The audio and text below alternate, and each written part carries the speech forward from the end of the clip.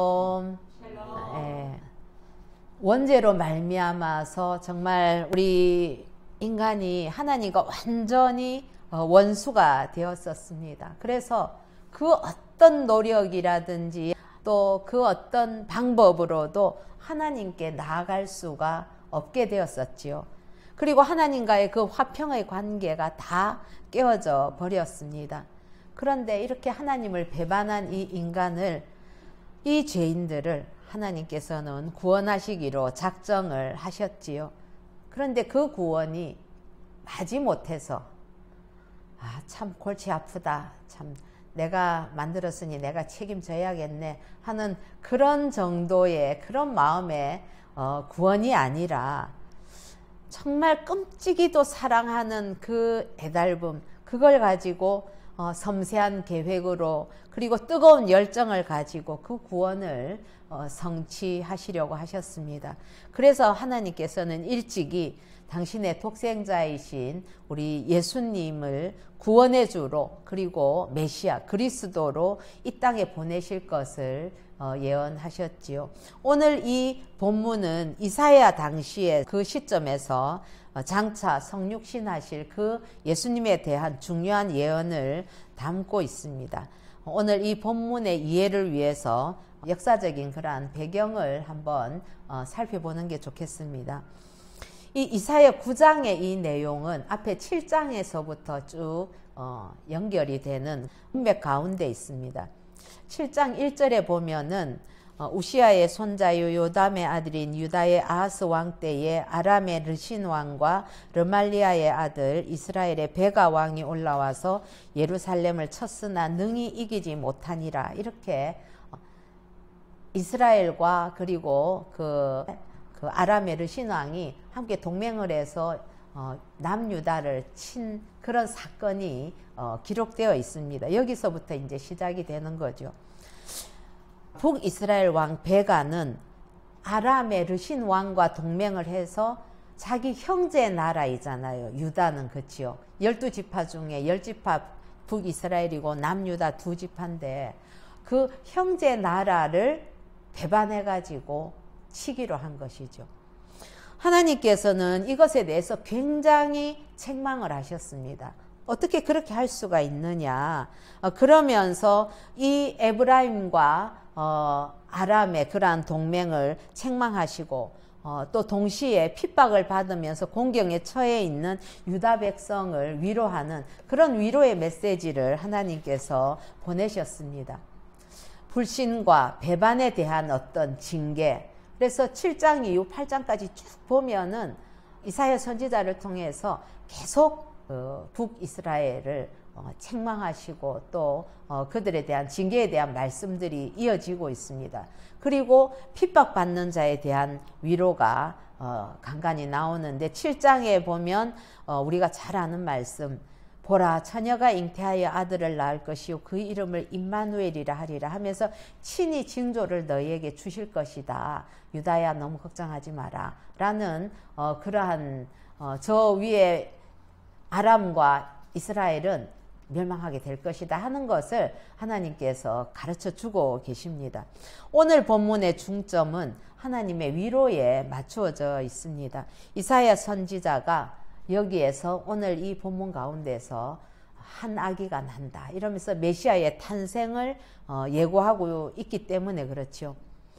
우리 오늘 이 본문 들어가기 전에 8장 22절에 보면은 8장의 마지막 절이거든요. 근데 그 22절에 보면 땅을 굽어보아도 환난과 흑암과 고통의 흑암뿐이리니 그들이 심한 흑암 가운데로 쫓겨 들어가리라. 여기 보면 흑암이 3번이나 나옵니다. 아주 이 8장은 깜깜하게 마무리가 되고 있는 것이지요. 흑암, 고통의 흑암, 심한 흑암.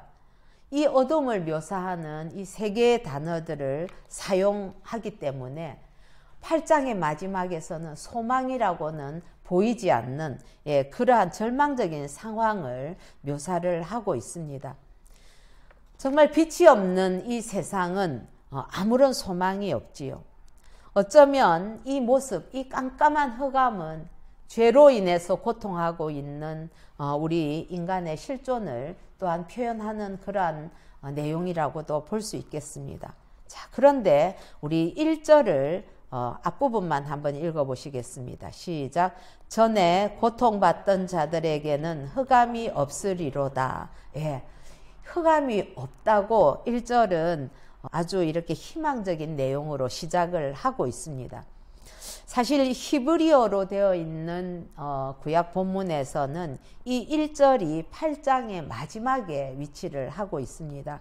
그런데 9장 1절로 오게 된 것은 우리 한글 성경은 보통 70인역을 따르게 되어 있는데 70인역은 9장 1절에 이 본문을 갖다 놨기 때문에 그렇습니다. 그 말은 8장 마지막 절에 있던 게 9장 1절에 있다는 것은 9장을 해석할 때에 8장과 연결해서 해석해야 된다. 이런 것이 전제되는 것이기도 하지요. 그래서 8장 마지막 절까지 이사야 선지자는 유다를 배반한 이스라엘을 막 저주하고 책망하는 그러한 내용이거든요. 그런데 그 엄중한 메시지 가운데 보면은 8장 중반절에 16절이나 17절에 보면 하나님이 말씀을 싸맨다, 혹은 율법을 봉한다, 또 이스라엘을 향해서 낯을 가리신다, 이런 모습들이 구체적으로 표현이 되고 있습니다. 그런 가운데에서 오늘 9장 1절은 하나님의 위로가 있다는 것을 가르쳐 주고 있지요. 사실은 전에 고통받던 자들에게 할 때 이 전에 앞에 접속사가 하나 있었습니다. 우리 한글 성경에서는 해석이 되지 않고 있는데 히브리어 원어 성경에 보면 그러나 이렇게 되어 있거든요. 그러니까 이 그러나 앞에가 그렇게 흑암 또 고통 뭐 흑암의 고통 뭐 그다음에 심한 흑암이 3번이나 들어가는데 그러나 이렇게 나오니까 이거는 어떤 적극적인 의미에 있어서는 그 흑암의 빛이 있을 것이다 하는 것을 담고 있는 내용이기도 하지요. 그래서 이전에는 흑암이 가득했지만 이제는 그렇지 않을 것이다 하는 것을 이렇게 살짝 보여주는 그런 표현입니다. 이제 머지않아서 소망의 시대가 열릴 것이다 하는 선언이 되는 것이지요. 하나님께서는 이스라엘이 배반한 것으로 인해서 이스라엘을 향해서 얼굴을 가리고 그렇게 하셨지만은 이제는 그 흑암 속에서 고통받는 백성들에게 빛을 비추어 주실 것입니다. 이 희망의 메시지는 스불론과 납달리를 향해서 이어지고 있습니다. 우리 1절 그 이후에 한번 옛적에는부터 읽어보시겠습니다. 시작. 옛적에는 여호와께서 스불론 땅과 납달리 땅이 멸시를 당하게 하셨더니 후에는 해변길과 요단 저쪽 이방의 갈릴리를 영화롭게 하셨느니라. 아멘. 우리가 이제 누가복음을 앞부분을 상고하면서 이 부분에 대해서도 살펴본 바가 있지요. 스불론과 납달리 땅은 이스라엘 그 지역 중에서도 아주 북부에 있는 그 갈릴리 호수와 그리고 요단을 중심으로 해서 북서편에 있는 그런 산지가 해당하는 그런 곳이었습니다. 이 지역에는 하나님의 진노 가운데서 멸망이 예비되어 있는 사마리아, 그 사마리아와 밀접하게 이제 연결이 되어 있습니다. 예전부터 이 납달리 스불론 땅은 굉장히 낙후되어 있었고 소외되어 있었던 그러한 곳이었고, 이제 이 이방의 갈릴리 해변길 이렇게 표현을 하면서 이사야는 이곳이 하나님께서 절망 가운데 있게 하였던 그러한 땅이었지만, 멸시를 당하게 했던 그런 땅이었지만 이제는 영화롭게 하신다 하는 예언을 하고 계시지요.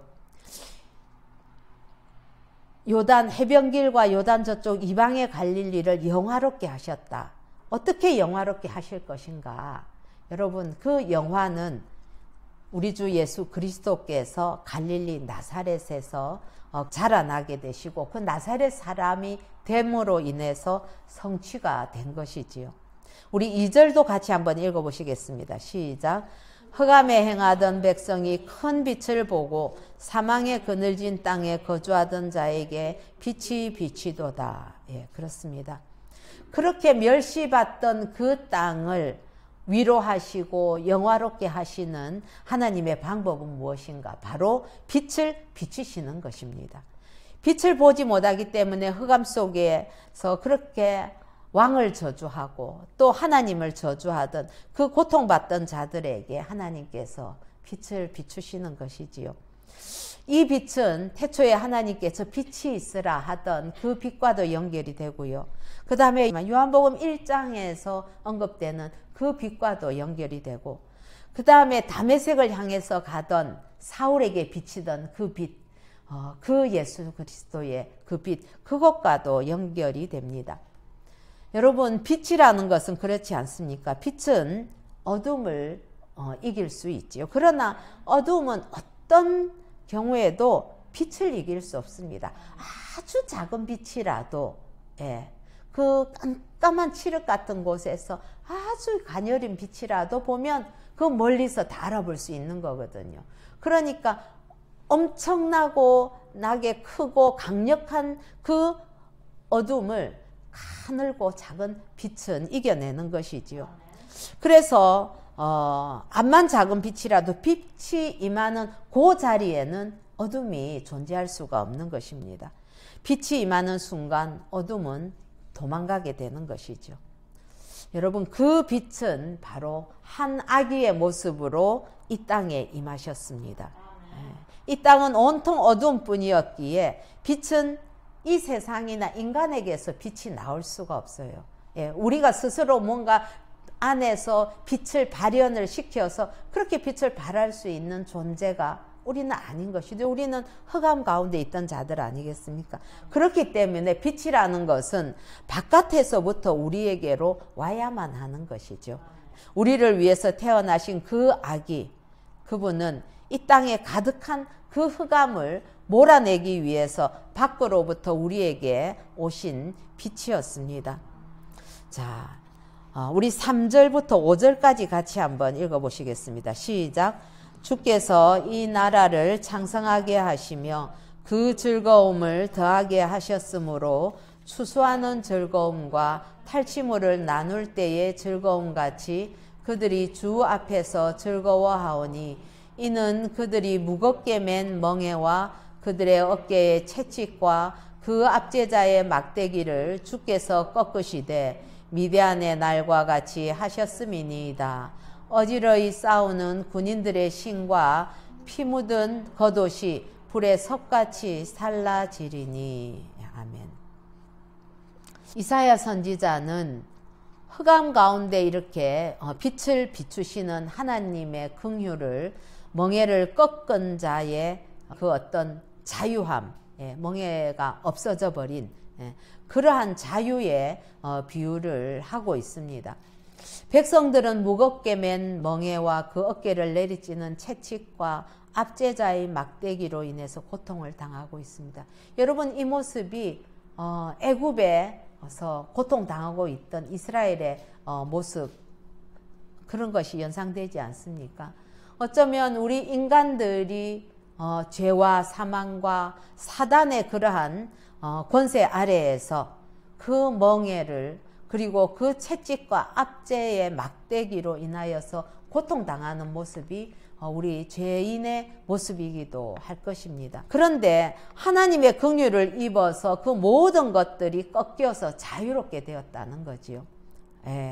그러면서 이사야는 이 자유를 미디안의 날과 같이 하셨음이니이다. 4절 마지막에 그렇게 얘기합니다. 여러분, 미디안의 날, 이것은 무엇을 이야기하는가? 여러분, 미디안 하면 기드온이 떠오르지요.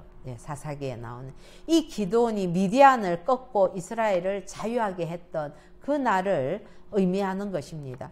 그래서 이사야는 이 자유를 전쟁이 멈추는 평화의 비유를 하면서 5절에 보면은 전쟁이 멈추게 되면은 갑옷이나 피 묻은 군복 이런 거 다 필요가 없지 않습니까? 그래서 전쟁이 멈추면 이 모든 것들을 그냥 불에 다 태워 버리는 그 홀가분함, 그 자유함, 그 어떤 두려움도 없는 그러한 압제로부터의 자유로 표현을 하고 있는 것입니다. 하나님의 나라가 창성하게 된다. 그래서 그 즐거움이 더하게 된다 했는데, 이 하나님의 나라가 창성하게 되는 것은 이렇게 그 모든 압제로부터 자유함을 누리는 것, 그것으로도 표현이 될 뿐만 아니라, 이제 우리 6절에 보면은 구세주가 우리 가운데 나신 그것 때문에 하나님의 나라가 점점 창성하게 될 것이다 라고 연결지어서 이야기를 합니다. 우리 6절 같이 한번 읽어보십시다. 시작. 이는 한 아기가 우리에게 낳고 한 아들을 우리에게 주신 바 되었는데, 그의 어깨에는 정사를 메었고 그의 이름은 기묘자라 모사라, 전능하신 하나님이라, 영존하시는 아버지라, 평강의 왕이라 할 것임이라. 아멘. 이 6절 앞에 보면 왜냐하면 이런 그 단어가 이제 생략되어 있습니다. 문장 가운데에. 왜 이렇게 우리가 기쁨의 탈취물을 나누고 전쟁에서 이겼을 때 또 추수할 때에 이런 기쁨을 누릴 수 있는가? 왜냐하면 한 아기가 우리에게 낳았다는 것이죠. 그 한 아들이 우리에게 주신 바 되었다는 것입니다. 그러면서 그 메시아, 그 아기의 이름에 대해서 네 가지로 이야기를 합니다. 그의 이름은 기묘자라 모사라. 예. 여기 기묘자와 모사, 이것은 일반적으로 영어 성경에서는 이 두 이름을 하나로 이해를 하고 있습니다. 그래서 놀라운 상담자, 이렇게 표현을 합니다. 그래서 원더풀 카운슬러라고 그렇게 번역을 하고 있지요. 즉 우리에게 빛으로 오신 이 아기는 완전한 지혜를 가지신 분이기 때문에 사도 바울은 예수 그리스도를 향해서 하나님의 지혜다 이렇게 표현을 했거든요. 고린도전서 1장 24절을 제가 한번 읽어보면, 오직 부르심을 받은 자들에게는 유대인이나 헬라인이나 그리스도는 하나님의 능력이요 하나님의 지혜니라 이렇게 표현합니다. 그렇습니다. 기묘자와 모사, 우리에게 오신 이 아기는 완전한 지혜를 가지신 분이십니다. 두 번째, 그 이름에 뭐라고 하고 있는가 하면 전능하신 하나님이다 이렇게 표현을 하지요. 그 아기, 우리에게 오신 그 아기는 우리 가운데에 오신 하나님이십니다. 바울은 그 신비를 이렇게 표현을 했습니다. 빌립보서 2장 6절과 7절 우리 같이 한번 읽어보실까요? 빌립보서 2장 6절과 7절, 전능하신 하나님에 대해서 바울은 이렇게 표현합니다. 시작. 그는 근본 하나님의 본체시나 하나님과 동등됨을 취할 것으로 여기지 아니하시고 오히려 자기를 비워 종의 형체를 가지사 사람들과 같이 되셨고. 아멘. 여러분, 우리가 전능하심에 대해서 이야기할 때에 원하는 것을 무엇이든지 아주 눈에 가시적으로 크게 무언가를 이렇게 확장해서 하는 어떤 능력, 그런 것을 전능하다고 표현을 할 수도 있겠지만, 여러분, 그 엄청난 능력을 다 내려놓고 그렇게 하나님과 동등될 것을 취하지 않으시고 자기를 비워서 종의 형체를 갖는 그 전능하심, 사람이로까지 자신을 낮추시는 그 능력, 그 하나님이신 것이죠. 이게 얼마나 놀라운 은혜인지 모르겠습니다. 생각하면 생각할수록 어떻게 하나님이 인간의 몸을 입으실 수 있을까? 어떻게 그 엄청난 통치자이시고 창조자이시고 영원하시고 너무나 놀라우신 그 하나님의 전지전능 무소부재하신 그러한 하나님, 그 하나님이 그 모든 것들을 다 내려놓고 인간의 몸을 입으시는 그 전능성, 참 이것은 우리를 위한 그 하나님의 전능하심의 발로라고나 할까요? 예, 그런 것이지요. 자, 그런 하나님, 그 하나님이십니다. 세 번째 이름은 무엇이냐면 영존하시는 아버지라 이렇게 표현을 합니다. 비록 인간의 몸을 입고, 인간은 유한하지 않습니까? 그래서 인간의 몸을 입고 이 땅에 임하셨지만 이 아기는 영원히 존재하시는 창조주이시라는 것이지요. 네 번째 그 이름은 평강의 왕이라 할 것입니다. 이 평강의 왕이라는 이 이름은 이 아기가 이 땅에 와서 해야 되는 일이 무엇인가, 이 땅에 오신 그 목적에 대해서 분명하게 이야기를 해주고 있습니다. 여러분, 이 아기는 이 땅에 와서 진정한 평화를 회복시키실 것입니다. 바로 이 아기가 예수 그리스도이십니다. 누가복음 1장 31절에서 33절에 보면 보라 내가 잉태하여 아들을 낳으리니 그 이름을 예수라 하라. 그가 큰 자가 되고 지극히 높으신 이의 아들이라 일컬어질 것이요 주 하나님께서 그 조상 다윗의 왕위를 그에게 주시리니 영원히 야곱의 집을 왕으로 다스리실 것이며 그 나라가 무궁하리라. 오늘 아침에 우리가 묵상한 말씀이지요. 사랑하는 성도 여러분, 우리는 아기 예수님이 이 땅에 오신 것을 기념하고 감사하는 성탄절을 앞두고 있습니다. 만왕의 왕이시며 영원한 창조주이신 그 예수님이 우리를 살리기 위해서 어린 아기의 몸으로 이 땅에 우리를 찾아오셨습니다. 흑암에 있던 백성은 그 빛을 보고 잃어버린 기쁨을 되찾게 될 것입니다. 우리를 구원하시고 하나님의 나라를 굳게 세우겠다는 그 하나님의 열심이 그 하나님의 구원을 완성시키실 것입니다. 우리 7절 같이 한번 읽어보시겠습니다. 시작. 그 정사와 평강의 더함이 무궁하며 또 다윗의 왕좌와 그의 나라에 군림하여 그 나라를 굳게 세우고 지금 이후로 영원히 정의와 공의로 그것을 보존하실 것이라. 만군의 여호와의 열심히 이를 이루시리라. 아멘. 우리에게 주신 이 아기, 이 아들은 다윗의 보좌에 앉으신 분이시지요. 그래서 이사야는 메시아가 다윗에게 주신 그 하나님의 약속을 수행하실 분이다 라는 것을 말씀을 하고 있습니다. 사랑하는 성도 여러분, 우리 모두에게도 고통과 어두움이 있습니다. 연약한 믿음 때문에 우리가 넘어지는 그러한 고통도 있고, 때로는 우리가 믿음 때문에 자원해서 당하게 되는 그러한 고통도 있지요. 어떠하든지 간에 우리의 어둠은 바로 빛 대신 우리 주님을 만날 때에 우리에게서 그 어둠은 순식간에 사라지게 될 것입니다.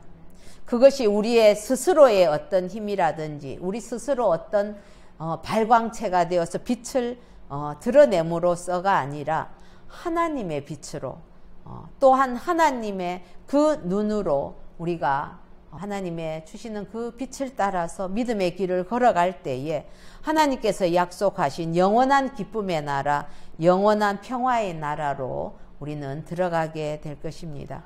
빛 대신 주님을 기다리는 계절입니다. 그리고 고통당하고 멸시받은 우리의 어둠을 빛으로 이기신 그 주님을 묵상하면서 우리에게 빛으로 한 아기로 오신 우리 주님을 찬양하고 기뻐하는 그런 복된 계절 되기를 우리 주 예수님의 이름으로 축복합니다.